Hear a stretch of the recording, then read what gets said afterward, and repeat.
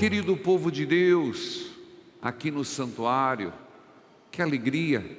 Eu olho, vejo pessoas que fazia tempo que não nos víamos, mas que bom que algumas festividades traz o povo de Deus do Brasil e do mundo para Curitiba. Vou contar uma anedota. Vocês sabem que eu fiquei doente, né? Mas, não, espera. Foi uma pessoa muito próxima minha comprar aqui num determinado mercadinho. E a pessoa foi lá fazer compra, coisas, sabão em pó, essas coisas. O homem falou assim: mas eu estou rezando tanto para o padre sarar. A pessoa até estranhou tamanha fé, né? Que bom que o senhor está rezando. Pois é, ninguém mais vem mais para Curitiba? Está tudo vazio aqui. Interesseiro.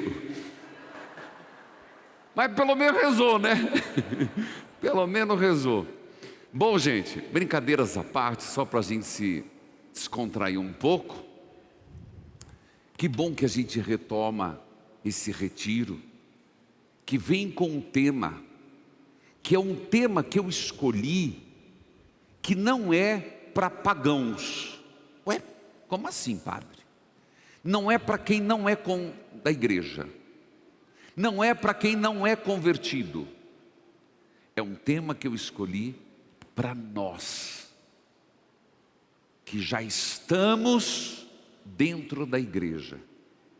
E nós vamos, da mesma forma que olhamos para Elias, tem tanta coisa para a gente acordar, despertar, que às vezes nós cometemos o grande erro de Lázaro, sair do túmulo, mas levar as faixas. Quer dizer, sair do sepulcro, ele saiu, mas o sepulcro não saiu dele.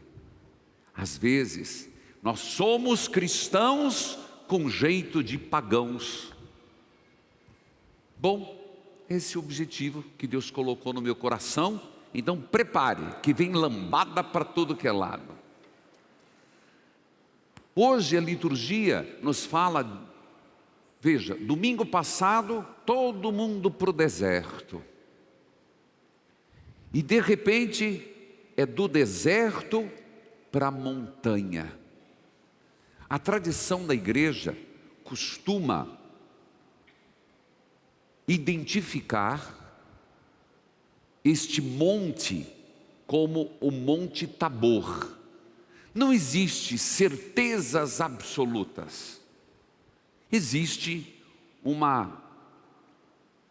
pontos de convergência de Santa Helena, daquela grande peregrina Egéria, e está lá. Uma linda basílica, quem já foi conhece, você sobe. Pena que no momento a Terra Santa está difícil, receio, não sei como é que vai ser, mesmo depois da guerra, não sei como é que vai ser o Brasil entrar na Terra Santa, mas não vem ao caso. O fato é o Monte Tabor, lugar da transfiguração. E a chave de leitura é muito simples. O Monte Tabor, a transfiguração hoje, que Jesus chamou 3, é o lugar onde Jesus mostrou a natureza divina escondida na humana. Você entende isso? Vou dizer assim: quando Jesus andou pela terra, como dizia minha mãe, ele tinha uma natureza humana, mas dentro dele havia a natureza divina. Desde que Jesus foi concebido no seio da Virgem Maria, Ele era Deus. Gente, isso é para nós católicos.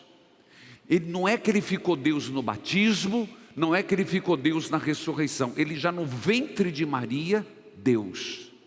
Mas em alguns momentos, Ele manifestou a natureza divina.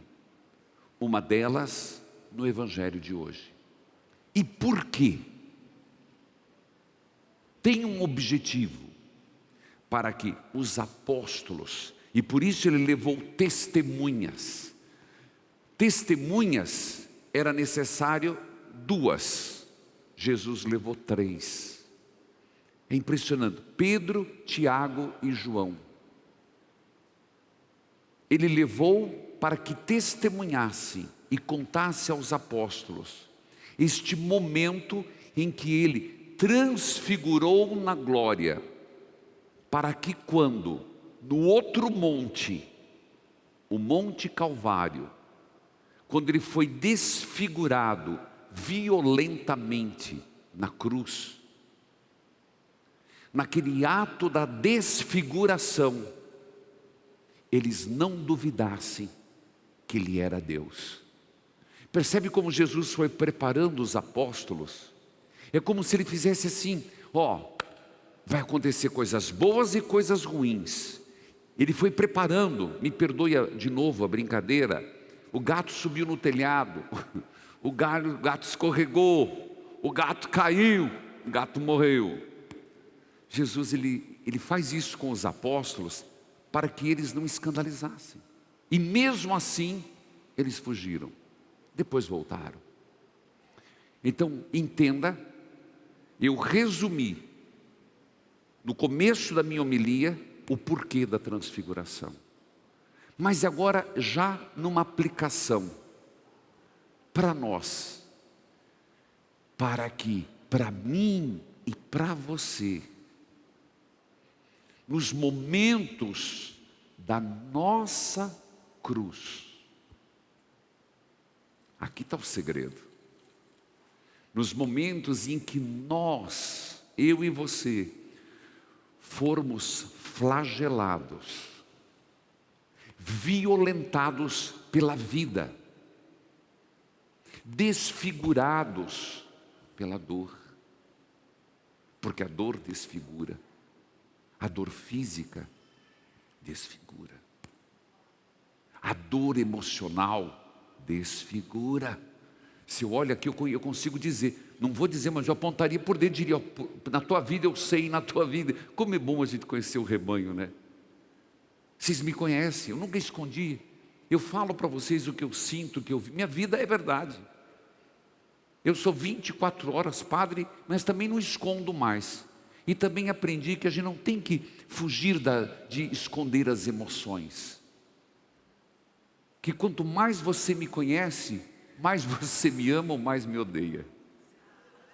Assim, não é assim? É casal. É a vida. Nós na igreja somos assim. E isso que enriquece. Quanto mais você conhece a pessoa, mais próximo você fica ou mais você rejeita. Então, hoje a transfiguração tem uma aplicação na minha vida. Primeiro ponto, eu ainda estou. Que quando a dor vier, a dificuldade chegar, a noite escura, meu Deus, você vai lembrar desse caboclo aqui, Jesus me perdoe. Vai lembrar do nosso Deus e pensar, vai lembrar. Depois da cruz, vem a vitória. Primeiro aspecto do domingo de hoje. É lindo do deserto para a montanha. A primeira leitura fala do Gênesis. Nós estamos já sempre no Gênesis. E no Gênesis, nós estamos ali com Abraão. E a história de Isaac. Abraão. E o que quer nos ensinar a primeira leitura? E eu fico imaginando Abraão, com aquele menino, adolescente, e Abraão ainda pediu, pega o feixe de lenha e carrega. Meu Deus, que coisa. E aquele menino perguntando: pai, cadê o cordeiro? Vem, menino. Você vai dizer: como pode? Eu só diria uma coisa: na cultura era comum, e você vai entender, não é difícil. Até os reis, quando o reino estava passando por grande dificuldade, sacrificava aquilo que mais era importante. E agora você vai entender o que é mais importante para um pai: o primeiro filho. Por isso você vai entender a lógica. E Abraão vai. Então a primeira leitura quer nos dizer um Deus que vem em socorro de Abraão, porque Abraão foi fiel quando tudo o levava a não ser. Você imagina, não dá nem para pensar, um pai, uma mãe sacrificar um filho. É tão absurdo que a Bíblia vai no absurdo dos absurdos para dizer: esse homem foi fiel. Você entende o sentido? Então, a pergunta é: o que você estaria disposto a sacrificar por Deus? Aqui está o ponto. Se a gente não é capaz de sacrificar, vou ser bem sincero, a gente não é hora, eu não tenho vontade de rezar o terço, mas o sacrifício de meia hora, o terço mariano dá 25 minutos, meia hora, o das Santas Chagas dá 10, já calculei também, nesses 4 meses rezei de tudo. Sacrificar uma missa no domingo, não está disposto. Olha que absurdo. 1 hora, 1h30. Se não vai com gosto, vai para o sacrifício, mas nem isso. Quem diria sacrificar o quê? Você entende que nós não exercitamos a dimensão do sacrifício? E essa geração nova, menos ainda. 3 vezes aparece a palavra sacrifício na liturgia hoje, na primeira leitura, no Salmo, na segunda leitura. Então a pergunta continua no ar, nesse segundo domingo: o que você estaria disposto a sacrificar? Ele foi no extremo dos extremos dos extremos, o filho Isaque. Deus não aceitou, porque Deus não é o Deus de sacrifício humano. Mas o que você estaria disposto? Eu fico impressionado que nós, por não desenvolvermos a dimensão do sacrifício, não temos mais temperança, não temos mais dentro de nós renúncia, não temos mais dentro de nós a busca da santidade, não temos mais dentro de nós o altruísmo. Ninguém se doa, pouco se doa.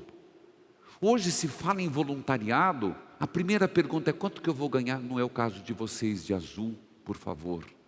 Não estou falando voluntariado na igreja, são tudo pessoas queridíssimas que fazem tudo graciosamente, mas é difícil. A maioria, a pergunta é: que vantagem eu vou ter? Sacrifício é santificante. Depois, é impressionante o Evangelho, porque nos fala da transfiguração. E quais são os sinais da transfiguração? Uma luz que irradiava. Então, estar em Deus é irradiar, é se deixar iluminar por Deus.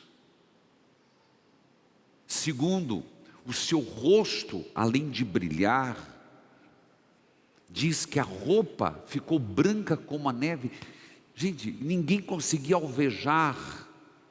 Quer dizer, quando Deus entra na nossa vida, a gente fica límpido, alvejado. Sabe o que é alvejar, né?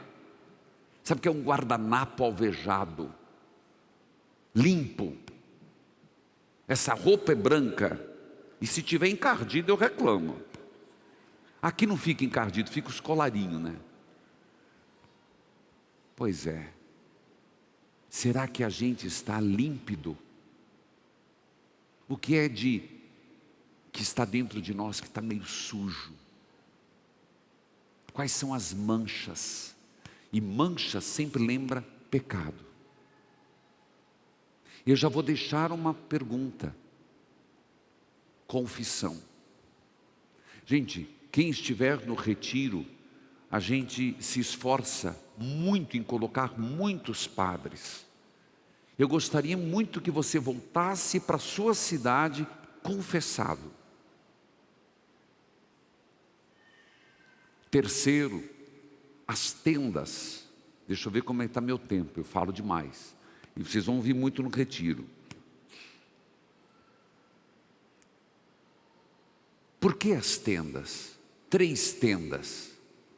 Porque segundo Zacarias, quando o Messias chegasse, haveria,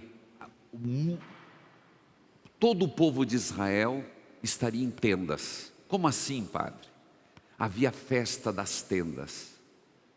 Então, Pedro, ao falar que construiria as tendas, ele está dizendo, o Messias chegou. Então, vamos celebrar a glória. Impressionante que a gente vê uma atitude bonita de Pedro. Não é porque não queria sereno, é que Pedro está dizendo, já chegou, vamos cortar caminho? Agora então chegou, maravilhados, então chegou a glória de Deus. Jesus falou, Pedro, Pedro, não, você não vai cortar caminho.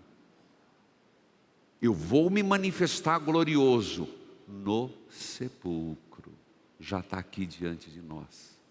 Pedro quis fugir da cruz, Pedro quis encurtar, como eu e você. Às vezes a gente quer cortar caminho, quer encurtar, não dá. Filho, depois da cruz vem a vitória. Ninguém consegue mudar a história. Às vezes a gente gostaria, sabe o que fazer? De ter, existe no celular tem, corta, você que mexe com essas coisas, eu vi você cortando, Danilo, que corta, edita no celular. Sim, senhor. Tem esse negócio, né? Sim. Eu vejo na televisão. Eu também queria ter esse botãozinho. Tem coisa na vida da gente que eu queria, corta aqui, emenda aqui e passa a régua. Pedro quis fazer isso. Sabe o que eu vou dizer para você? Não tem como. Se você está sofrendo, sofra com Deus. Se você está com sentimento de perda, sinta esse sentimento com Deus. Se você que está me acompanhando, está vivendo um momento difícil na família, você não vai conseguir pular esse momento. Então peça a Deus, nessa cruz, mostre-me a tua vitória. Não queira cortar caminho, não queira atalho. Só irá ressuscitar quem passar pelo caminho da cruz. Amém.